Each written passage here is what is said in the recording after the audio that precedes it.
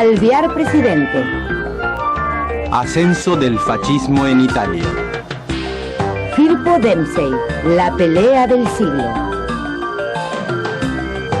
Boca Juniors se consagra en Europa. Gardel triunfa en París. Limber cruza el Atlántico. El crack del 29.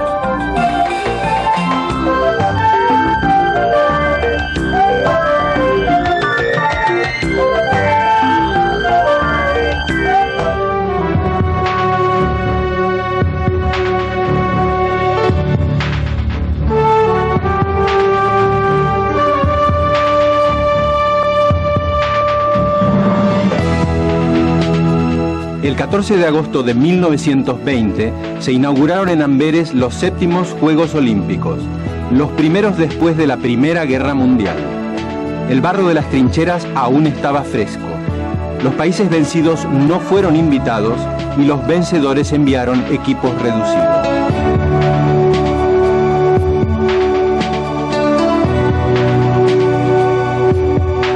El tenis ganó prestigio olímpico. La francesa Suzanne Lenglen obtuvo la medalla de oro en individuales.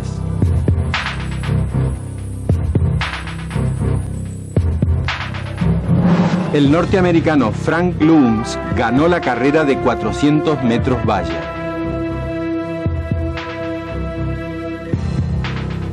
Su compatriota Eileen Riggin, de 15 años de edad, conquistó el oro en salto de trampolín y se convirtió en la heroína más joven de la historia olímpica. El 5 de julio de 1924 se inauguraron en París los séptimos Juegos Olímpicos. Estos Juegos pasaron a la historia como los Juegos de Nurmi. Paavo Nurmi, mítico corredor finlandés, venció en las carreras de 1500 y 5000 metros y de 10 kilómetros campo traviesa en individual y en equipo. Además, ganó otra medalla de oro con su equipo en la carrera de 3000 metros.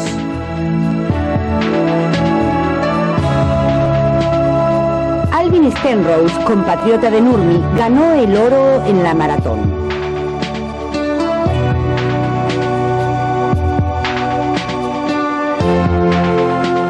El equipo femenino de Estados Unidos ganó medallas de oro en tenis, natación y salto de trampolín.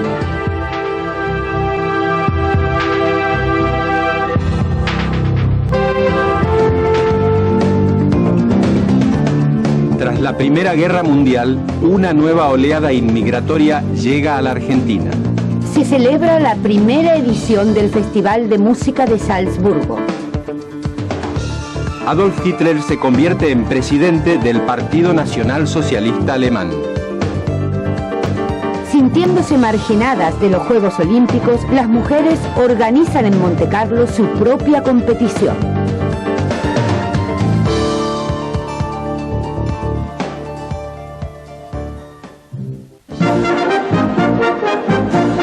Warren Harding, republicano, triunfó por aplastante mayoría en las presidenciales norteamericanas. En enero de 1921 se instaló en la Casa Blanca. Era el 29º mandatario de Estados Unidos.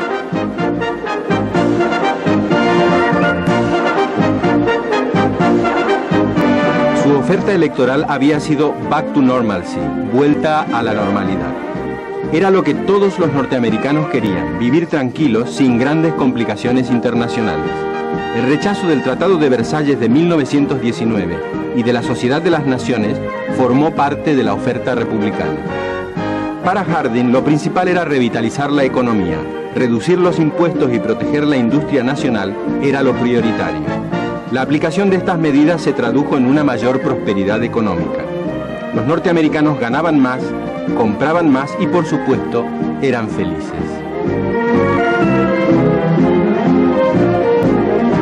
Las radios y los automóviles se incorporaron al way of life norteamericano. Solo un tema dividía las opiniones: el alcohol.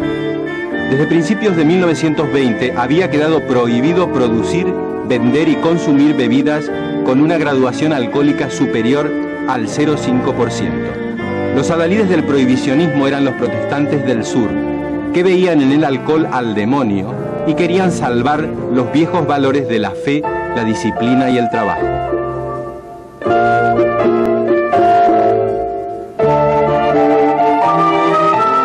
Pero ya se sabe, lo vedado, deseado. Beber en los speakeasies, los bares ilegales, se volvió una moda. Afortunadamente nació el cóctel, aunque más no sea para disimular la mala calidad del alcohol elaborado en las destilerías clandestinas. El contrabando de alcohol se convirtió pronto en el filón más próspero de la delincuencia. Bandas de criminales se apoderaron del control del negocio.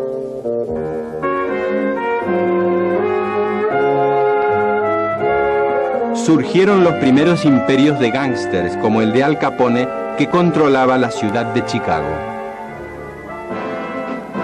Pero el puritanismo no solo reivindicaba la pureza de las costumbres, sino también la de la raza. El Ku Klux Klan comenzó a desfilar en el sur, con sus túnicas blancas y sus capuchas de inquisidores. Querían limpiar a Estados Unidos de impurezas, tales como negros, asiáticos y judíos. Norteamérica debía ser poderosa, inmaculada, blanca. Para lograrlo, el Ku Klux Klan solía torturar a sus víctimas y luego lincharlas. En 1925, el Ku Klux Klan alcanzó los 5 millones de afiliados. Era el viejo sur que volvía, más arrogante que nunca y también más pestilente.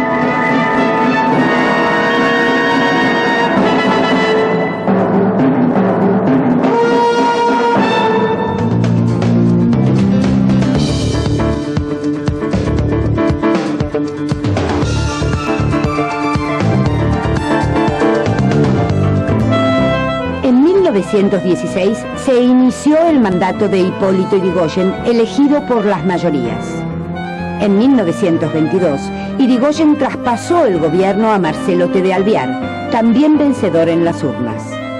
En 1928, el voto volvió a favorecer a Yrigoyen y Alvear le cedió el gobierno. Pasarían 55 años para que un presidente electo volviese a transmitir el mando a otro presidente electo. Aunque Yrigoyen y Alvear eran radicales, ambos representaban tendencias diferentes. Don Hipólito era el representante de los llamados peludos y don Marcelo de los galeritas. Amante de la cultura, la elegancia y las buenas costumbres, Alvear tranquilizaba a las clases propietarias. Para mayor tranquilidad, su esposa, doña Regina Pacini, había sido cantante de ópera, y el bel canto tranquilizaba a quienes contemplaban los dramas desde el palco.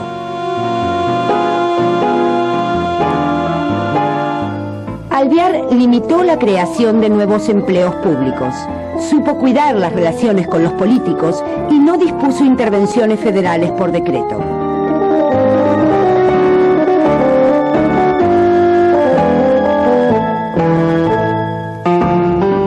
Alvear se sentía cómodo. La inflación era cero, el salario industrial básico se había más que duplicado y las relaciones entre el peso y el dólar eran apacibles.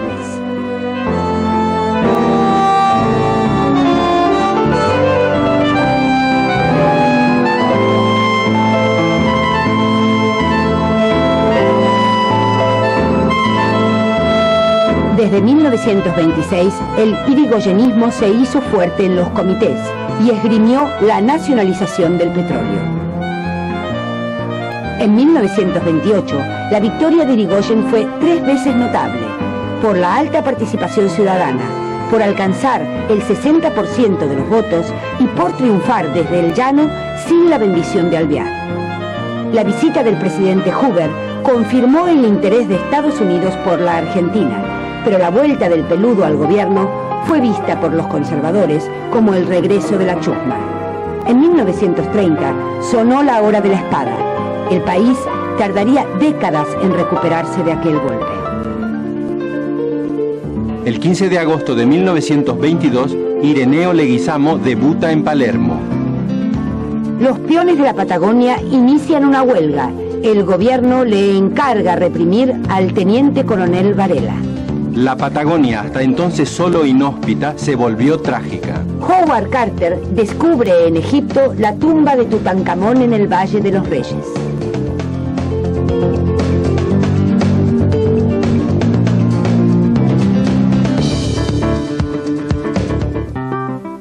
El 14 de septiembre de 1923, el argentino Ángel Firpo, campeón sudamericano de los pesos pesados, subió al ring y con él toda la Argentina a disputarle el título mundial al norteamericano Jack Dempsey.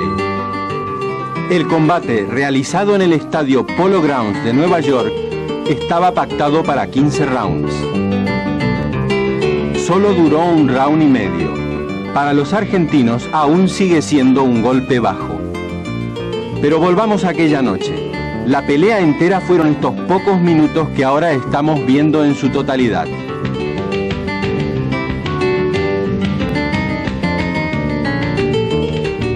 En el primer asalto, Firpo, con pantaloncitos negros, fue derribado 7 veces.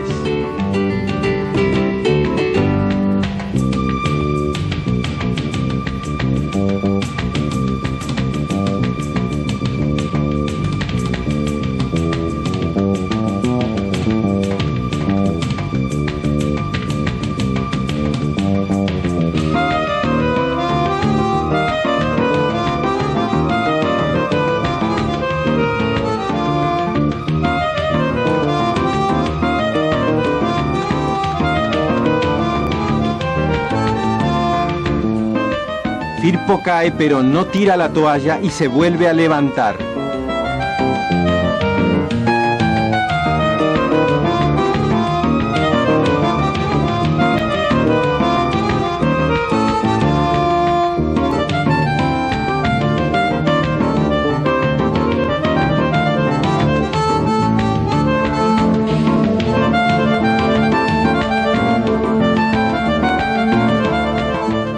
La Argentina entera está pendiente.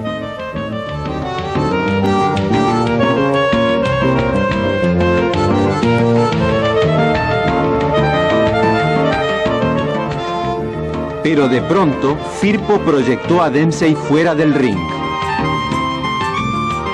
Y Dempsey tardó 17 segundos en subir a la arena. Ambos púgiles se siguieron dando con contundencia.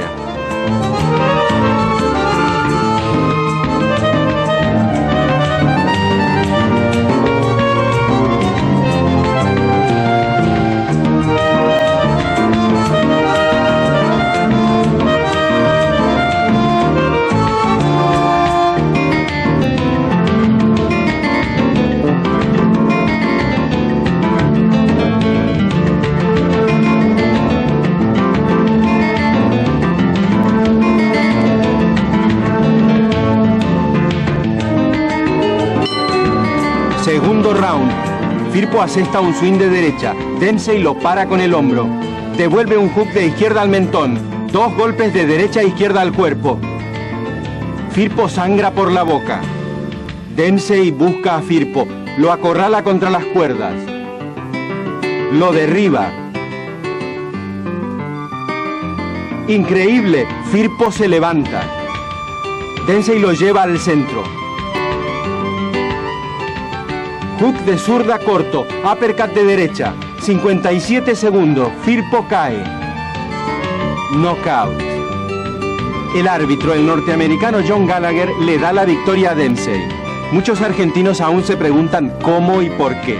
¿No se le traspapeló al referee el tiempo que Dempsey visitó la platea? ¿No fue antirreglamentario que Dempsey volviese a la arena ayudado por sus segundos? Campeón del mundo en bravura, según el propio Dempsey, el toro salvaje de las Pampas sigue de pie en la memoria de los argentinos.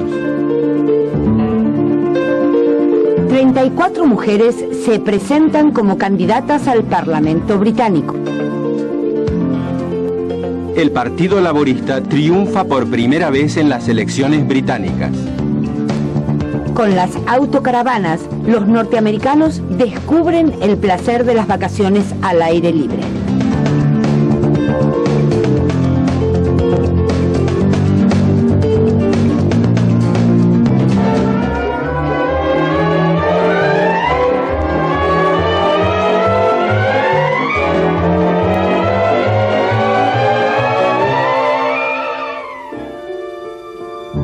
El terrible y legendario Conde Drácula fascinaba a guionistas y directores desde la brumosa Transilvania. Friedrich Wilhelm Murnau tomó la novela del irlandés Bram Stoker y en 1922 dio a luz un clásico, Nosferatu. Fue el primer film de vampiros. Con esta película irrumpieron en el cine los elementos clásicos de las películas de terror.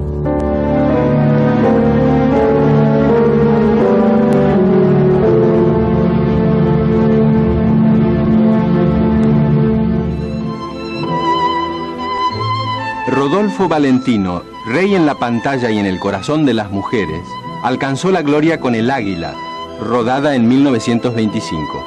La trama de la película transcurría entre lujosos escenarios y parecía hecha a medida del galán. En el film, dos mujeres se peleaban por su amor.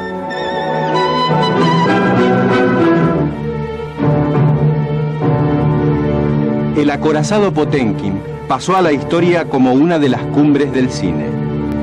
Sergei Eisenstein, su director, recibió el encargo del gobierno soviético de recordar la revolución de 1905.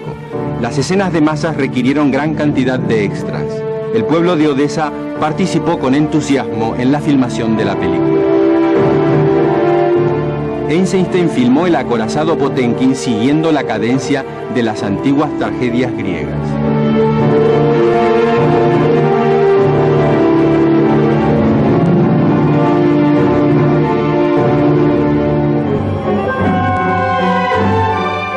La película Metrópolis de Fritz Lang mostró la angustiosa realidad de una gran ciudad dominada por las máquinas.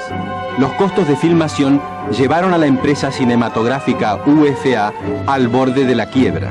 El impresionante despliegue de máquinas y de grandes masas impactó en los espectadores. Con Metrópolis nació un nuevo género cinematográfico, el de la ciencia ficción.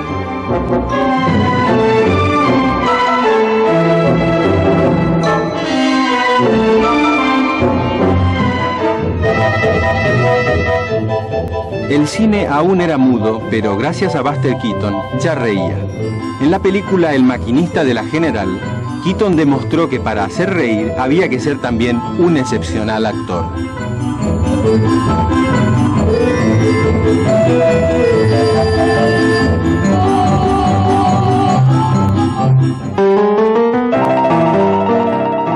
En la Argentina debutan en el cine Azucena Maizani y una tal Rosa Laura Merello, que saltaría del conventillo al corazón del público para reinar como Tita el resto del siglo. Ortega y Gasset visita Buenos Aires y advierte: argentinos a las cosas. El príncipe italiano Humberto de Saboya, simpático y elegante, llega a Buenos Aires. Onsari entra un gol directamente desde el córner. Es el primer gol olímpico de la Argentina.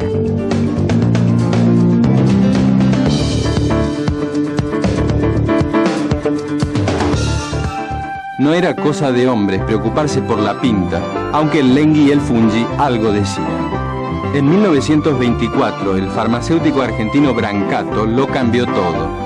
Mezcló goma tragacanto, perfume y colorante rojo e inventó la gomina. Los hábitos masculinos cambiaron. Hombres indiscutibles como Carlos Gardel y Rodolfo Valentino difundieron la gomina en todo el mundo. Como ellos, todos los argentinos empezarían a darse una buena viaba. sin que se les moviera un solo pelo, pese a que hoy algunos todavía recuerdan a los muchachos de antes.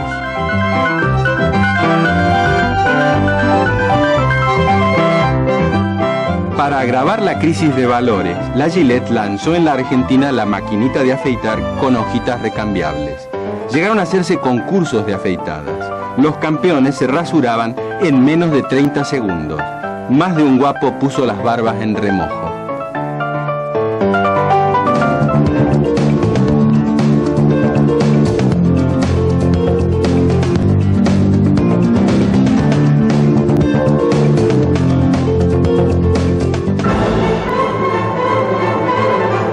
En Nápoles, el 27 de octubre de 1922, Benito Mussolini, jefe del movimiento fascista, llamó a realizar la marcha sobre Roma. Unos 40.000 camisas negras se pusieron en movimiento.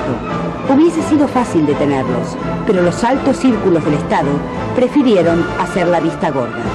Luigi Facca, el primer ministro, pidió al rey Victorio Manuel III que proclamase el estado de sitio, pero la corona se negó.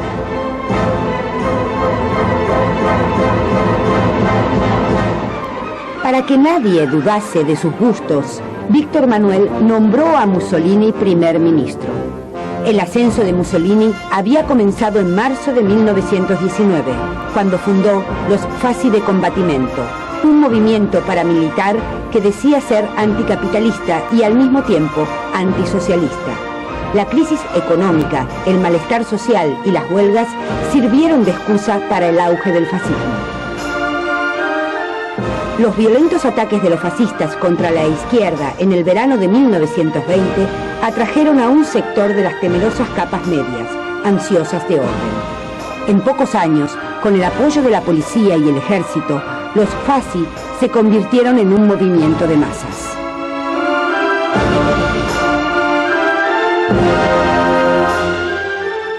En la primavera de 1921, los liberales de Giovanni Giolitti hicieron una alianza con los fascistas.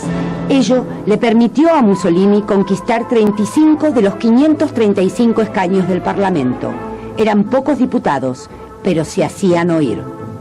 En noviembre de 1921, Mussolini fundó el Partido Nacional Fascista. Su programa se ensañaba con el marxismo, el liberalismo y el parlamentarismo. Exaltaba un sistema corporativo teñido de un nacionalismo exaltado. Mussolini fue nombrado primer ministro a finales de octubre y gobernó en coalición con los nacionalistas, los liberales y los católicos. Un sector de la derecha creyó que el apetito de Mussolini se saciaría con el gobierno, pero no fue así. Il Duce quería volar alto. En diciembre de 1922, Mussolini institucionalizó las milicias fascistas e instauró el Gran Consejo Fascista. En las elecciones parlamentarias de abril de 1924, tras promulgar una reforma electoral que lo beneficiaba, Mussolini se alzó con 365 escaños, pero su éxito se vio empañado por una grave crisis. El 10 de junio de 1924, los fascistas asesinaron a Giacomo Matteotti, diputado y secretario general del Partido Socialista. Esta vez, Mussolini apenas pudo disimular que se le había ido la mano. La oposición insistió al rey para que desplazara a Mussolini, pero el rey volvió a negarse. El caudillo fascista pasó entonces a la ofensiva. En diciembre prohibió los diarios de la oposición y mandó a la cárcel a numerosos periodistas. El 3 de enero de 1925, ante el Parlamento, Mussolini anunció la implantación de la dictadura fascista y del Partido Único.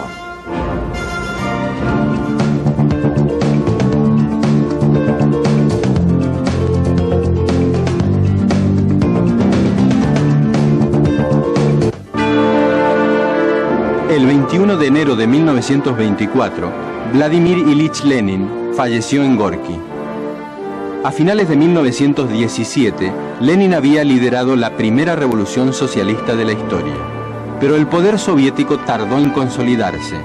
Desde la primavera de 1918, el Consejo de Comisarios del Pueblo, primer gobierno formado por obreros, campesinos y soldados, debió enfrentar la contrarrevolución.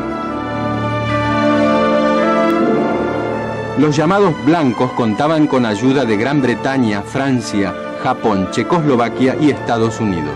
A menudo esta ayuda se tradujo en intervenciones militares directas. Los revolucionarios, sin embargo, lograron la victoria.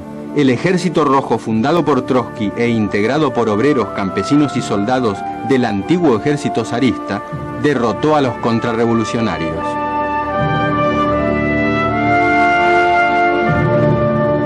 A finales de 1920 terminó la guerra civil, excepto en las regiones del lejano oriente, donde continuó 2 años más. La guerra había arrojado un saldo de 6 millones de víctimas y graves pérdidas económicas. Durante los años de contienda, la producción disminuyó. La población seguía viviendo en condiciones miserables.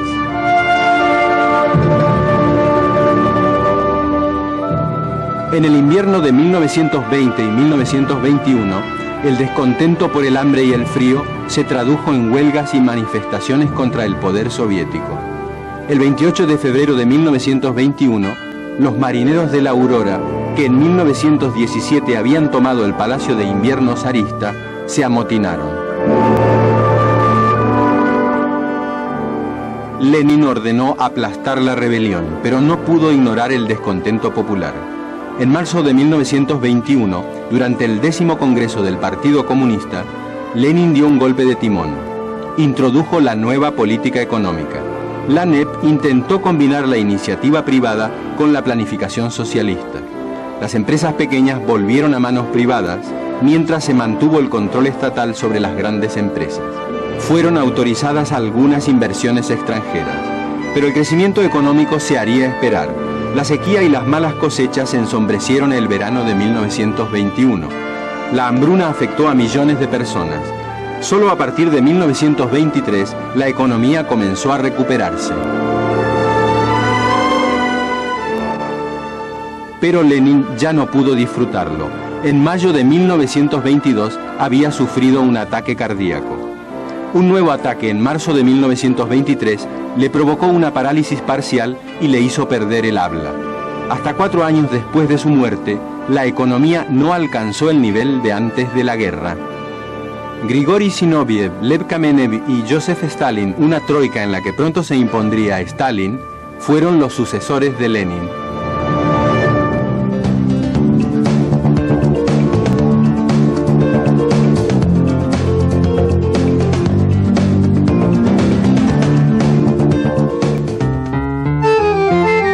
Bacarro, Tesorieri, Garazzini, Medice, Mutis, Pertini, Vidoglio, Tarasconi, Serrotti, Elis, Seoane, Onsari.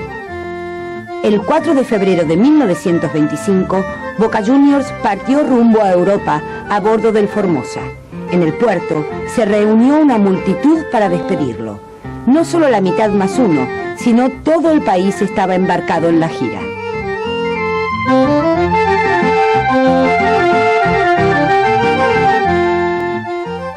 Boca jugó 19 partidos, ganó 15, perdió 3 y empató 1. Convirtió 40 goles y le señalaron 16.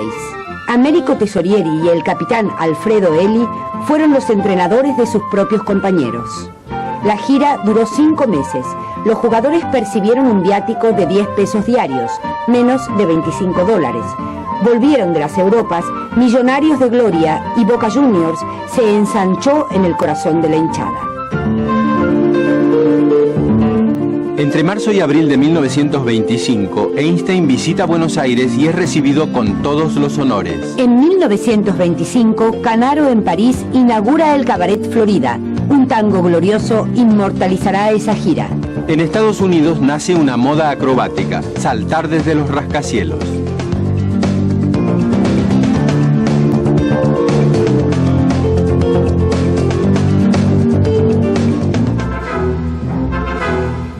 El 11 de enero de 1923, después de que Alemania se retrasase en el pago de sus indemnizaciones de guerra, soldados franceses y belgas ocuparon la cuenca del Ruhr. El gobierno alemán protestó, suspendió el pago de las reparaciones y llamó a la población del Ruhr a la resistencia pasiva. La desocupación y la miseria aumentaban las penurias de la población alemana. Ese mismo año, aprovechando el descontento general, el Partido Nacional Socialista de Hitler, apoyándose en sus grupos paramilitares, intentó un golpe de Estado.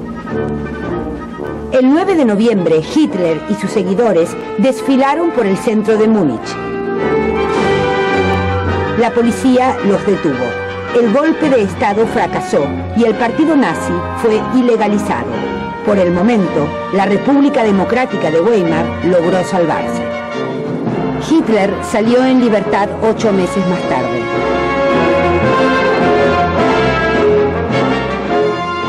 El 27 de febrero de 1925, en la cervecería Burgerbrau de Múnich, Hitler refundó el Partido Nacional Socialista, que fue legalizado.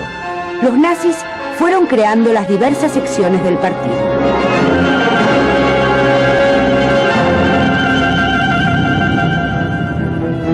Las SA, concebidas como tropas de asalto, se encargaron de sembrar el terror.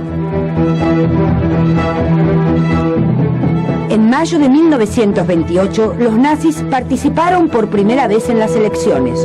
Obtuvieron solo el 2,6% de los votos. Un año más tarde, ya contarían con 48 diputados en 13 parlamentos regionales.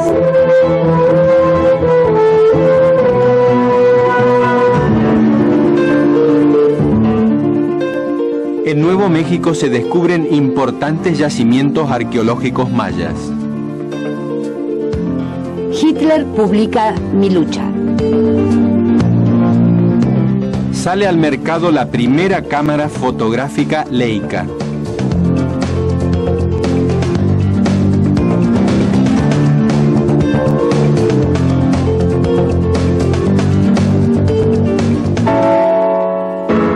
En junio de 1925, en la ciudad alemana de Mannheim, se inauguró la exposición La Nueva Objetividad, con pinturas de Alexander Canon, Otto Dix y Max Beckmann.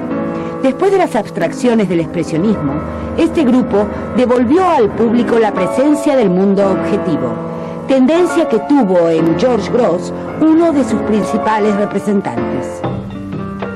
Grosz manifestaba un profundo escepticismo ante la vida. La guerra también había sembrado destrucción en el interior de los artistas. Para Grosz, el mundo era feo, enfermo y falso, según sus palabras. La gente anónima, las fábricas, las calles y los prostíbulos se convirtieron en el leitmotiv de sus telas. En 1926 pintó su cuadro Dentro y afuera, donde reflejó las partes más terribles de los años locos. Afuera piden limosna los lisiados de la guerra, adentro los ricos celebran sus fiestas. En las columnas de La Sociedad, también de 1926, Grosz denunció públicamente la doble moral de la República Democrática de Weimar, el juez sin oídos con un monóculo ciego, el periodista con una escupidera en la cabeza, el socialdemócrata que agita eufórico una banderita alemana y un capellán borrachín. Al fondo, imágenes de matanzas y edificios en llamas, o sea, lo que vendría después. En 1924, André Breton publicó en París el primer manifiesto del surrealismo.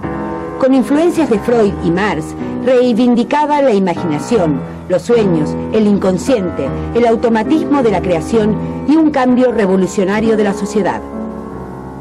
En 1925 se celebra la primera exposición surrealista.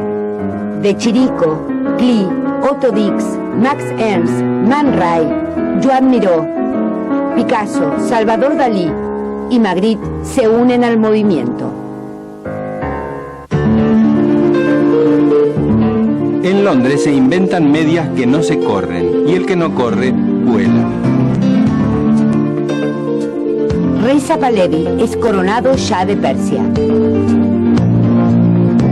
10 de febrero de 1926. Piloteado por Ramón Franco, culmina su raíz en Buenos Aires el hidroavión Plus Ultra.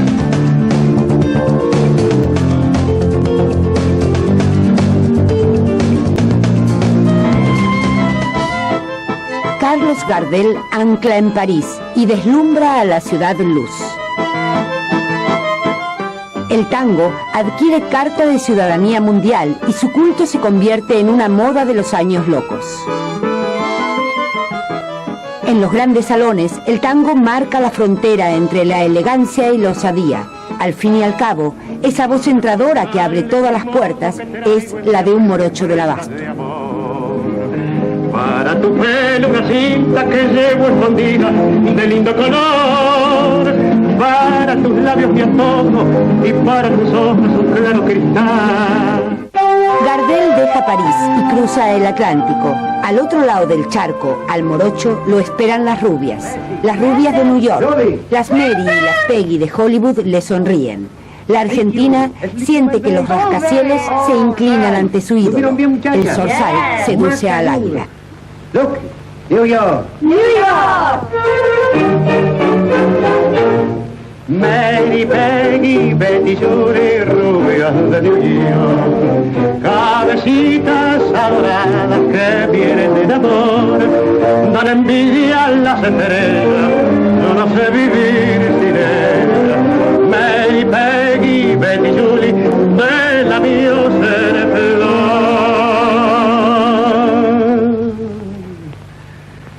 Es como el cristal, la risa loca de Judy, es como el cantar de un manantial.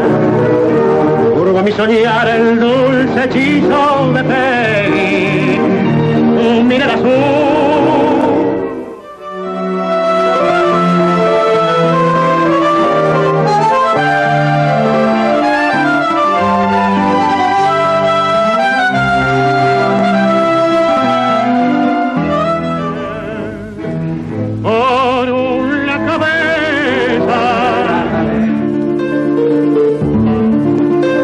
El ratón Mickey protagoniza por primera vez una serie de dibujos animados. El descubrimiento de las minas de Johannesburgo desata la fiebre del diamante en Sudáfrica.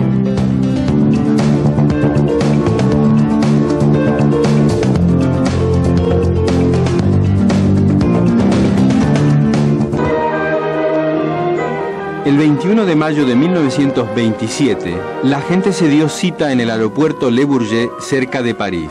Llegaba el piloto Charles Lindbergh. El aviador norteamericano era el primer ser humano en cruzar el Atlántico en un vuelo sin escalas y en solitario. Había tardado 33 horas y media. Lindbergh mandó construir especialmente su avión, el Spirit of St. Louis, para que pudiese almacenar gran cantidad de combustible. Había tanques hasta en la cabina del piloto.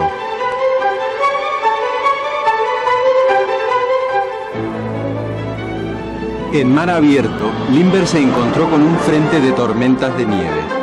Se necesitaba tener nervios de acero para superar el frío y el cansancio. París lo recibió como a un nuevo Colón.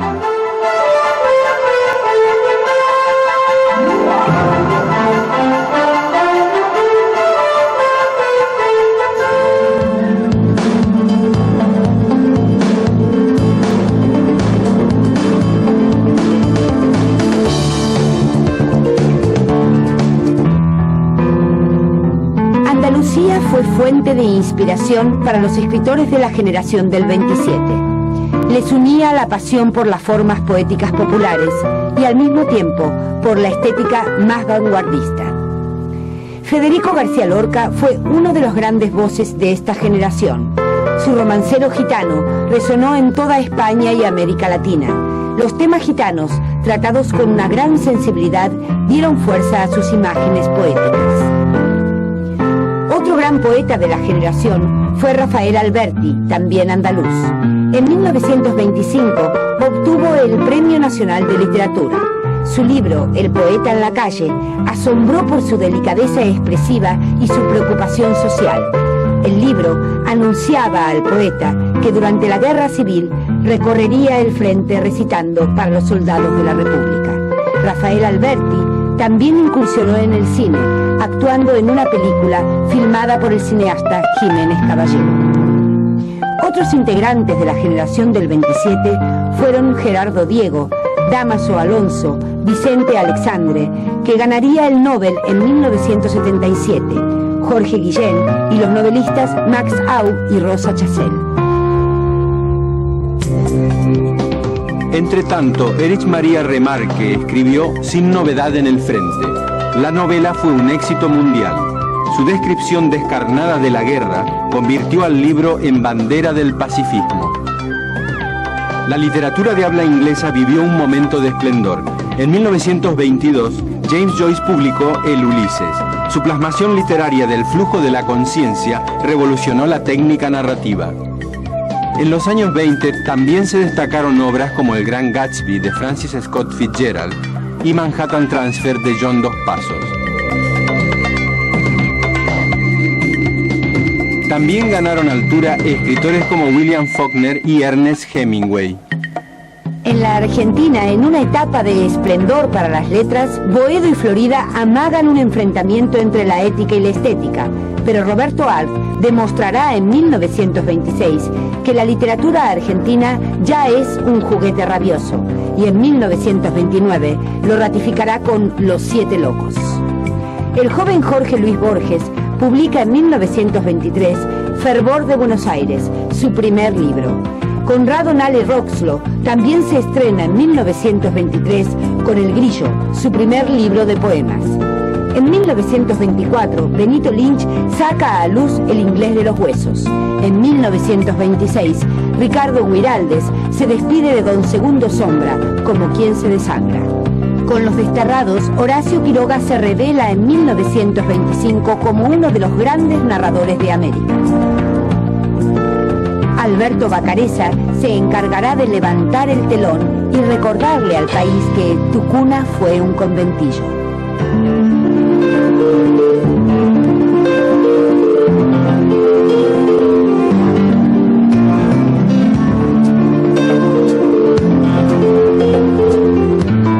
El 25 de septiembre de 1928, para hacer frente a la crisis, un grupo de taxistas con más prole que trabajo pone en marcha el primer colectivo, Línea 1. Con 7 pasajeros recorre La Carra Rivadavia Primera Junta.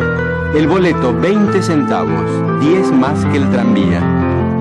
Buenos Aires ya contaba con tren subterráneo que en 1913 había comenzado a circular por debajo de Avenida de Mayo y Rivadavia. En 1928, la ciudad decidió contar con un segundo subte que iría desde el Correo Central hasta Chacarita. Ir por abajo era más rápido y seguro. Sobre el asfalto ya circulaban 411.414 autos, un 4 ruedas por cada 186 porteños. El nuevo subte procuraba descongestionar la zona central de la ciudad. La primera etapa del subterráneo se construyó entre las estaciones Chacarita y Callao y demandó 1 año y medio. Cuando se comenzó el otro tramo desde el Correo Central, la obra tropezó con un obstáculo imprevisto. La municipalidad se negó a afear la calle Florida con una salida de subte. En 1931 le tocaría a Uriburu inaugurar el subte.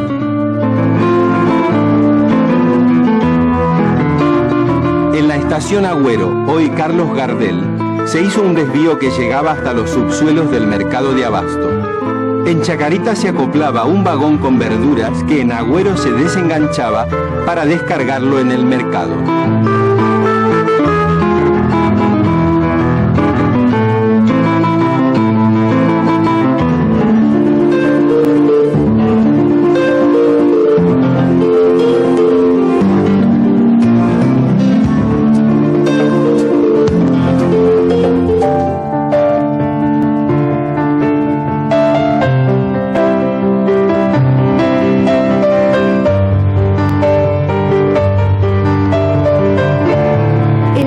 Febrero de 1924, el estreno de Rhapsody in Blue de George Gershwin sorprendió al público del Aeolian Hall de Nueva York.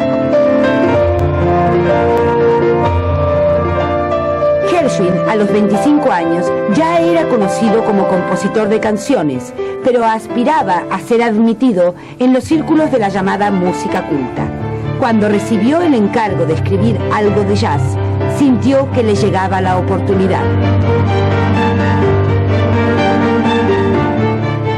En su Rhapsody in Blue unió elementos de jazz con formas compositivas de la música europea.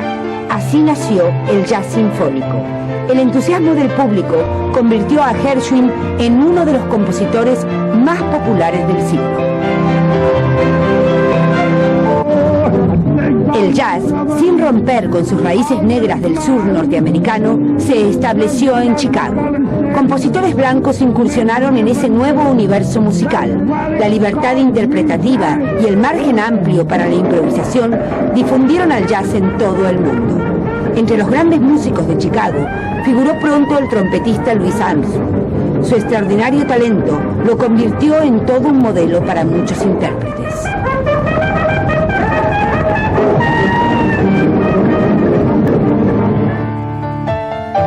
La influencia del jazz se extendió a la música europea.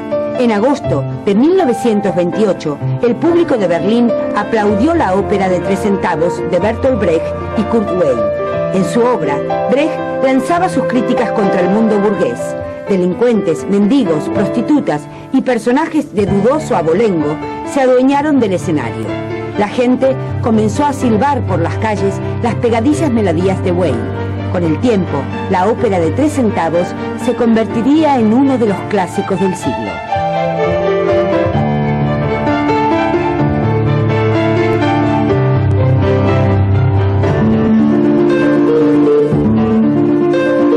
Hermann Hesse publica su novela El lobo estepario. Se establece la primera línea aérea transoceánica entre París y Buenos Aires. Se levanta en Palermo el monumento a los españoles. Se presenta en público el nuevo método anticonceptivo Oginonaus.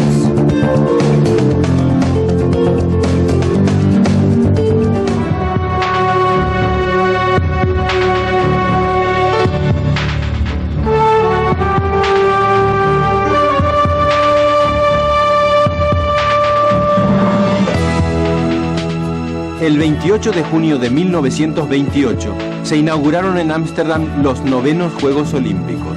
Se encendió por primera vez la llama olímpica y Grecia encabezó el desfile de los deportistas en el estadio. Alemania fue readmitida como prueba de que el mundo empezaba a olvidar la Primera Guerra Mundial. Las mujeres participaron por primera vez en gimnasia y atletismo.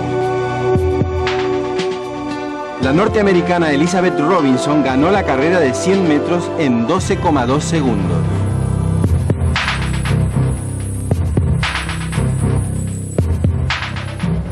El nadador estadounidense Johnny Weissmuller ganó el oro en 100 metros libres. Poco después, de una liana y a grito pelado, encarnaría a Tarzán. El canadiense Percy Williams fue el atleta más aplaudido. Ganó la medalla de oro en las carreras de 100 y 200 metros.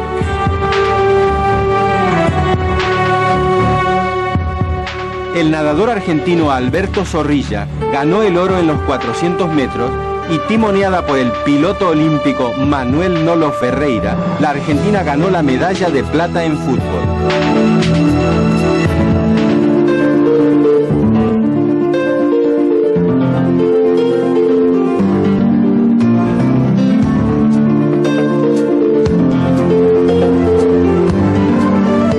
El 25 de octubre de 1929, a las 10 de la mañana, la Bolsa de Nueva York abrió sus puertas como todos los días. Una hora más tarde, sin embargo, se vio que ese día sería distinto. Tanto que aún hoy se lo recuerda como el Jueves Negro. Nadie compraba, todo el mundo vendía. Al mediodía, 12 millones de acciones ya se habían rematado, y nunca mejor dicho, a precios de liquidación. La noticia se extendió por Nueva York y una multitud histérica de pequeños ahorristas se congregó en Wall Street. Pasado el mediodía, los grandes banqueros hicieron un llamamiento a la calma. Ellos comprarían lo que otros vendían y todo volvería a ser como antes. Pero no fue así. Ni ellos compraron, ni la bolsa se salvó del abismo. Todavía hoy se discute por qué pasó lo que pasó.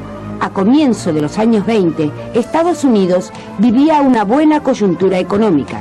la industria de la construcción, automovilística o eléctrica, parecían rozar el cielo. Jugar a la bolsa se convirtió en un deporte de masas. A partir de 1927, las acciones se cotizaban tan alto que nadie prestó atención a la evolución real del mercado. La compra de bienes se redujo y, en consecuencia, también el valor real de las acciones. El 29 de octubre de 1929, la Bolsa de Nueva York se dio de narices contra la realidad. Como Estados Unidos se había convertido en socio capitalista de los países que habían padecido la última guerra, la crisis norteamericana se extendió a Europa. Los bancos norteamericanos reclamaron los créditos concedidos a los bancos europeos y estos en cadena a sus colegas de Asia y América Latina. La crisis se expandió por el mundo.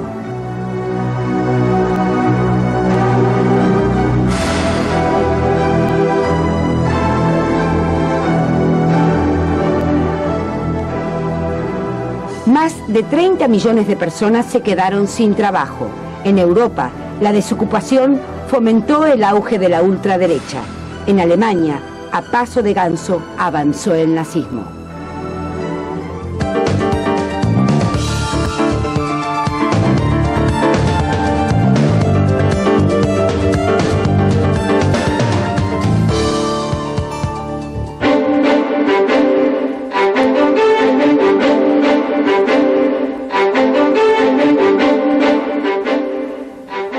El 17 de julio de 1921, el canadiense Frederick Grant Banting y su asistente Charles Herbert Best aislaron por primera vez la hormona pancreática insulina y despejaron el horizonte de los enfermos de diabetes.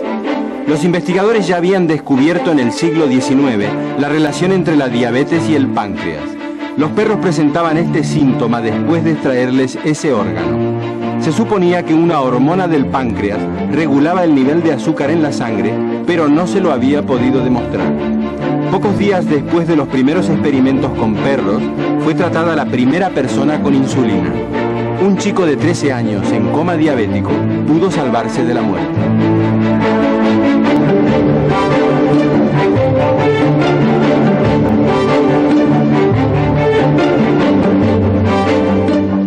En 1922, Irigoyen creó yacimientos petrolíferos fiscales. Bajo la dirección del general Enrique Mosconi, la empresa inició un proceso de expansión en la explotación del petróleo. La construcción de su refinería en La Plata le permitiría a YPF avanzar en el mercado interno, poblando al país con sus característicos surtidores. Mosconi, un militar preocupado por las dependencias críticas del país, vio en YPF a un puntal de sus sueños industrializadores. En septiembre de 1928, el bacteriólogo británico Alexander Fleming descubrió el hongo tubular Penicillium notatum. El hongo había destruido su cultivo de bacterias. Este descubrimiento hizo pensar al científico que el hongo era adecuado para producir antibióticos. Su hipótesis se confirmó 10 años después. En 1939, la penicilina se difundió como un medicamento capaz de curar infecciones, hasta entonces mortales.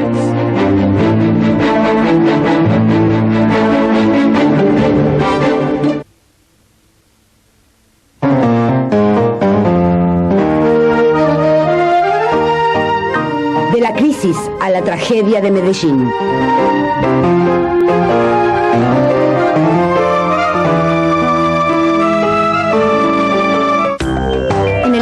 Video, la Argentina vivirá una doble tragedia. El general Uriburu dará el primer golpe de Estado y Gardel, quien diría, se estrellará contra la fatalidad.